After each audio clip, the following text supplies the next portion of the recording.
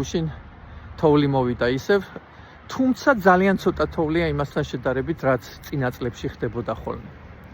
ქალაქის ცენტრში დავსეირნობე ახლა.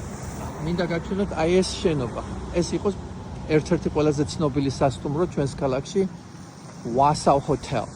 70-იან წლებში ერთ-ერთმა უძრავი ქონების ბროკერმა შეისყიდა ეს შენობა 300,000-ად ვალდებულებებით, რომ გადაექნა ეს შენობა აპარტამენტებში.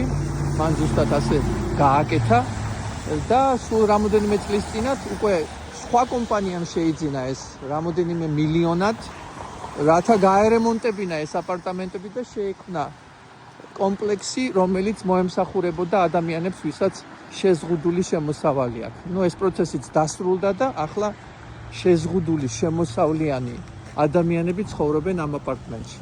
თქვენი კითხავთ, რას ნიშნავს შეზღუდული ქირა? შეზღუდული ქირა არ უნდა აღემატებოდეს ჩვენს ქალაქში $900. ეს ულამაზესი შენობა იყიდება, ჩემო ეს ადრე იყო ბანკის შენობა, მშვენიერი შენობა, ორსართულიანი შიგნით და იყიდება 525,000-ად.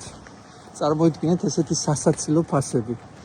ეს შენობა ადრე იყო ფედერალური სასამართლო, როდესაც მე ამ ქალაქში გადმოვედი, მე გადაკეთდა აპარტამენტებად.